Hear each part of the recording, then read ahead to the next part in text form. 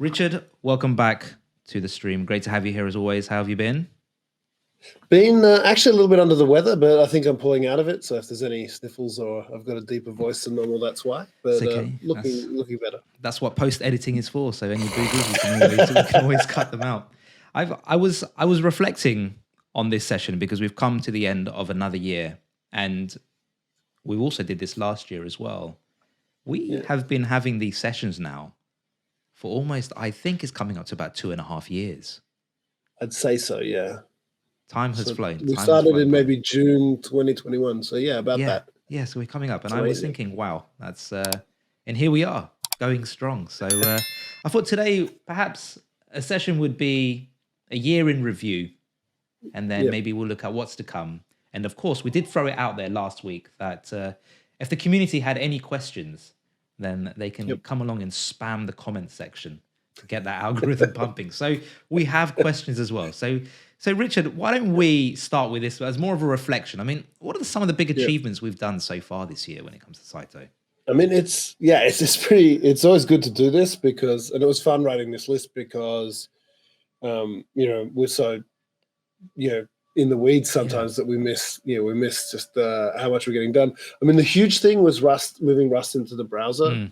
And that's packaging the Rust node software as something we can run in the browser. I don't think there are any other projects out there running a node in people's browser and really sticking to true Web3 with that whole functionality set.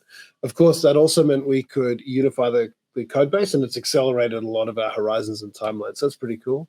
That helped us get hit marks on token persistence. So we've had that for 3 or 4 months now. And that's, obviously a big step towards kind of, the full flourishing of the chain. And then, of course, we've done a huge amount. It's kind of, I wish we had more Wayback Machine kind of access to show people what Saito looked and felt and worked like in, say, January last year. But that's come along in massive strides. And a lot of that is working out the finer points of these peer-to-peer interactions and how to make it snappy and engaging, et cetera. And the whole social side of the network has really come into its own. I think we're now seeing more and more individual conversations that have nothing to do with, they're not spawned by the project in Red Square, for instance. So that's really cool. And the other thing that's really changed is, we've always had people interested a little bit in developing on the network. But now, I'm having more and more Twitter conversations with people interested or actually just starting to build without necessarily having engaged with us. And I was talking to someone today who's wanting to build something Telegram-y on Saito. But we've also had to, like this last week, we've put live Saito.io/graffiti, which is a community project just practicing on Saito, but it's a throwback to the old Bitcoin. If you were really OG in Bitcoin, you'll remember Bitcoin graffiti, which was a way you could send sats to like write on a wall. And I think the difference between what that was like and what Saito's like shows a difference between the two chains. So lots happening like that. And it's feeling more vibrant and more exciting than ever. And I think that's a huge part of it, right? Like I'm excited to I'd say one of the other things I've noticed, massively is, and I work with a lot of projects in this space. Community, Richard. I think the Saito community is absolutely phenomenal. I mean, I've been in quite a few communities throughout my time in this space, and I would say the one that has always shown me, or anyone really that comes in the most love, actually is Saito. And I'm not being biased there just because we've been doing these sessions for about 2.5 years. It generally is actually a nice community. I've been in a fair few that can be very toxic at times, but Saito specifically, I do think is one that always has welcoming arms. Come in, join, have a look at what's going on, because we've got so much going on arcade as well, which kind of brings a lot of people together around something that's common, whether it's gaming, whether it's the peer-to-peer video that we're using right now to talk to each other on. It's there's a lot. I forgot that in the update. Yeah. That's how. No. I mean, I couldn't be happier. I mean, if I say prouder, I sound like a clucking father, but of the community, it's if you want validation for what you're trying to achieve in my chair, There isn't much more than that. There can't be more than that. And it's not just that we have a community or that it's X size and that I'm watching followers or something and like hoping it goes up. It's the like you say, the open arms, the quality of the discussion. Yeah. And if you look at when someone new comes along into the Telegram group or more and more often into the Saito native spaces, Red Square or chat, the reception they get, the help they'll get understanding what's going on, that's really quite phenomenal. And I think the contributions people make to that discourse is pretty cool. And that's something I think we'll be really proud of, front and foremost for the project, is it's sort of setting some standards there. And I like hanging out with the community. They're cool people. So that's really nice. Yeah. So what does that take us in terms of next year? Well, I mean, what are we going to be looking at next year, Richard? What does a roadmap? I mean, it's all stuff that's flagged. Kind of summarizing it. I mean, the big thing that obviously a lot of people are super interested in is the consensus work. Okay. And that's tightening up. We talked a lot about this in the tokenomics update and the roadmap updates we've done, but tightening up the final, like block time and those sorts of things, getting full testing across the board for all of those aspects as we tighten it up, so that we've got, really the right balance between all of the things involved, security, user experience, etc., and that we know that we're going forward with the right balance of those things. And things like block time matter a lot for like what it's like for app developers. We need to see what they're building as part of that. So that's why that's coming now. That's the next big step, and that gives us, once sort of settled, the ability to change to a mode where we do almost no chain resets or none. And that's I think what a lot of people are looking forward to. On the app side, we're really looking at tightening up what we have, and we've had a very broad, big surface area before, experimenting, trying different things. I think we've found things in most of the spaces we want to have stuff like the social, this video call, all the different kinds of applications you can probably think of. We've built ERP test suites and stuff before for people who are interested. And so we're going to try to tighten that up. We've also got, for things we don't have, I mean, I was talking to someone in the community, Mark, who's looking at bringing in a Scratchpad type application, which would give us docs, right? And the fact that the community are looking at how do we move something like documents and those sorts of things onto Saito is really cool. And it's better if that's being done by people who've got, an outside perspective as well. So we're looking at that shift as well, away from necessarily us driving all of the exploration and all of the new work. And then at the same time, we'll be shifting more to supporting people who are doing those things. So, dev tools type stuff. I know some other people in the community are working on really simple demo apps that any developer can pull open and say, okay, how do I send a transaction? How do I get someone's key? How do I send them a message on chain if I've got their key, et cetera, et cetera? How do I encrypt that? So that's kind of, like really simple. Like, every developer starts with a to-do, first hello world, then a to-do list. That's what you do if you're learning developing. It's that kind of stuff to help people get started on Saito. And that's really just sort of a slowly shifting focus of where we're going. We're still going to be building things on chain that have the potential to build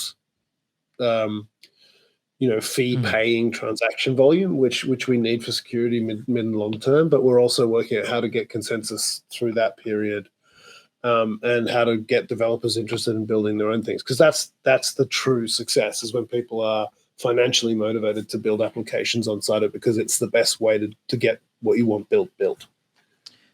A fair bit. I mean, we've achieved a fair bit over the past year and prior to that, and then we've got it's just never ending, really. I mean, there's lots more. There's lots more to come.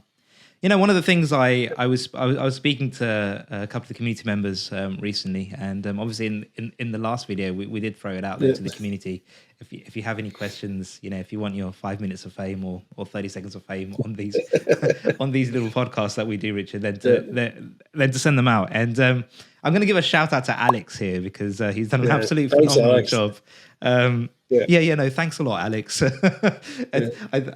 think the way I was saying it there is I was speaking to Alex and I said, Alex, if we have a few questions, of course we'll throw them up there to Richard. And Alex doesn't know this bit, so he's going to find out when he watches this video. But when I meant was if you have a few questions, just throw them my way. But Alex said I had to chuck it on Twitter, and I was like, and then he tagged me, and then he tagged you on Twitter, and I was like, okay, that wasn't exactly what I meant, but I'll take it. So cheers, Alex. Well, no, I think I've obviously shared questions with me, and they're good ones. So, So let's here you go. So again, if you have any questions, you can stick them on the comments tab. You can stick them on Twitter, or you can go to Alex as well. He'll happily collate them. So, but we've got some questions here, which I thought were quite good in terms of asking. So we'll definitely ask them. So let's start with number one, Richard. How will pricing be set for native tokens? Do you feel that prices will be parallel to ERC20 tokens, or could they be completely different from centralized exchanges and decentralized exchange pricing? My sense is we'll have a unitary market roughly because people will take the chance to arbitrage. We want to keep long mid-term the ability, at least reasonably easily, for people to move in and out of, wrapped side to other tokens, ERC20 and perhaps others, because it's going to make app development easier. If you've got people who are Web3 people already who've got wallets, ETH, etc., it's going to be much easier for them. There's a whole ecosystem, etc., to do that. So I think we'll be looking at that for some time to come, because until we have sort of Saito world dominance, we'll want as many on and off ramps for Saito as possible. So that might be buying the native tokens already, off, directly off wherever. I think we'll also, there's every chance we'll vend them as a project, but we would be, sensitive to the market, obviously, if we're doing that. And everything at Saito is based on having a proper market price, whether it's space on chain or, transaction fees, whatever. So we want to keep that reasonably coupled. That's one of the reasons we're being cautious about how we're arranging everything, is to make sure that we don't have any strange decouplings.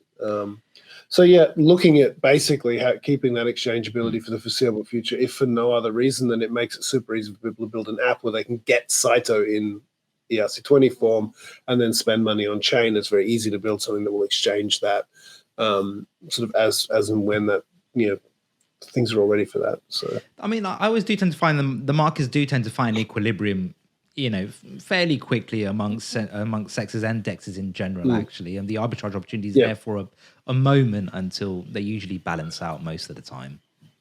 Right. The only reason that wouldn't be the case is if we had some, for one way or the other, sale on some form of them. But in the end, realistically, demand will be driven by people like advertisers who want the tokens to give to viewers, right? For people to use the network. Those kind of people they'll be wanting to hand out Saito to people so that they can get them to use the network, which I think is maybe something people aren't looking at. You'll have industrial scale buying, and that's going to set the price really probably eventually, and that's how it should be. Okay, so next up we also have Saito Block Explorer is just a list. It has no stats or reports, sections like network statistics, charts, or analytics. How do I find such info on active addresses? And there's another one that's also related. Actually, we'll talk about the next one later, actually, because I thought the two were, but they're not. But let's start with this one. So I mentioned at the end of coming up, dev tools, those are the kind of things we need to build out. And then there's a sort of extended set, which is user land tools as well. The current Explorer has morphed out of the minimum tool we needed to build to be like, does that transaction really on chain? Right. That's what it was built for, was as a helper for developers. It does give you accurate information about the blockchain, but it's clearly not an Ether scan, right? And it's clearly not an analytics system. I don't think we'll necessarily combine those two. So we have an analytics system that has quite a lot of information about what's happening on chain. it's not public, just because to make it public would need, making servers and everything robust, etc. So that's something we'll put time and effort into as it's worth doing. It's also the sort of thing that anyone can do, and that's what we're seeing with Block Explorer. So I've been in discussions with independent developers, and I won't say who they are, despite the fact they're community members who deserve praise for it, because I don't want to drop them in it and have expectations created around this. When? Because exactly. But there are people in the community who are looking at building a fully featured Block Explorer that's more focused at the idea of users or people interested in what's happened on chain actually being able to explore that. So, this is the sort of infrastructure that we talk about when we talk about all the issues to do with moving forward, and what people aren't necessarily taking into account about being able to rush ahead. And for a small project funded like we are, these things, take time, because a Block Explorer is a pretty neat piece of kit, but takes some building. So okay. And so the next one that we have is still related or on the topic of Block Explorers, right? How many tokens have been migrated on chain already? How many active addresses do we have? And search on specific addresses.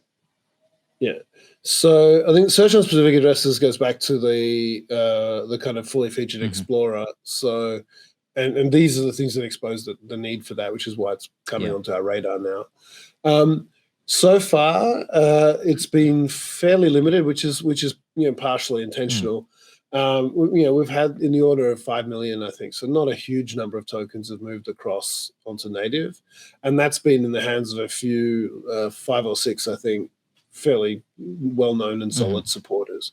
So until there's rewards, etc., for that, people are closing a door at the moment with the way things are set up. If they're moving on chain.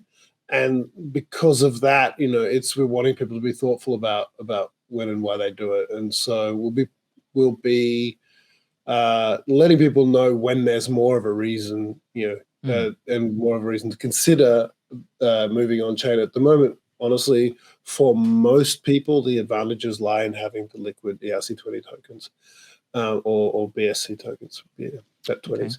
So that's where we are now. But I think that'll be changing, sort of somewhere during next year. And then finally, we have, how are the team's finances? So, and I think I remember having this conversation with you on one of our much earlier podcasts, because I remember you saying that almost, they say 3 years ago here, but thereabouts. That you could keep on going. So you had enough runway, basically, to keep on going for another 2.5 years during the bear market. So how do finances stack up now? I mean, we've done that and more, partially because we've been cautious about doing some without throwing ourselves in front of an FTX collapse or something. We've done some work to get yield, etc., out of the money we've had when we've been very cautious, and we haven't dumped a third or a half of the runway we had on the wrong CEX. So by doing that, we've managed to be in a position now where I'd say through good management, we've got more than a year of current running costs without thinking about it. Probably more, depends. Obviously, we've managed to do that. Yeah. But we were also operating under the commitment we'd made at least up until June last year or so, where we'd said we're not going to sell any project tokens. As part of a zero inflation promise, which was really also to see the washout from the original sales, etc., and not have too many tokens flowing out.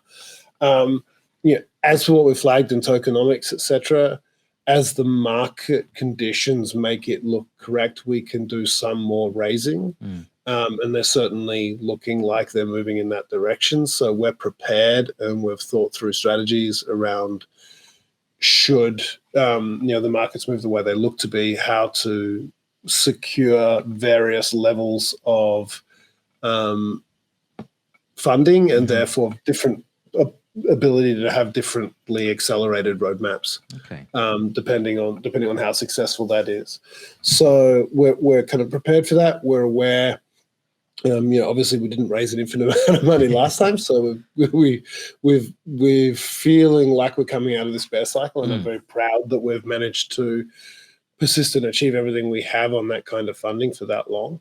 So it's a matter now of looking to how we secure the future and what options we take. We haven't moved treasury tokens, all of the ones that are allocated for that sort of thing. So we're in a good position to move should the market really make it possible and sensible. So. Oh, there you go. Then that's all the questions we had, Richard. We can end it there. But I mean, I think on closing thoughts, I've certainly enjoyed this past year. I've certainly enjoyed our conversations that we have on a regular basis. And again, I think to our viewers, smash that like if you're not smashing that like. Leave a comment, leave a question if you have one, because me and Richard will continue to have these updates well into next year. And everything looks bright to me at this point in time. The future looks bright. It's feeling all of the things going through what we're saying about community, through the development, the team, how much is more is happening every week, how much more depth we're getting, and then just the kind of general buzz and feeling around the industry and media about Saito. I feel like everything's moving really positively, and so it's the matter of kind of keeping it going. Well, there you go. In terms of keeping it going, smash that like button, and Richard, see you on the next one.